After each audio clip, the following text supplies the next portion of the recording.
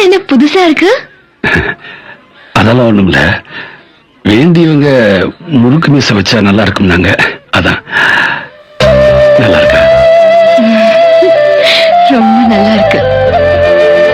ஆமா, அடிப்பாத வைக்கிற அளவுக்கு கடவுள்கிட்ட என்ன வேண்டுதல் இருக்கு? வேண்டுதலை வெளியில சொன்னா பலிக்காதுன்னு சொல்லுவாங்க. கவலைப்படாதம்மா, எங்க ஊர் கோயில வேண்டுதல் வச்சுட்டேல, எந்த குறையும் இல்லாம நீ வேண்டிக்கிட்டது கிடைக்கும். நிஜமாவா?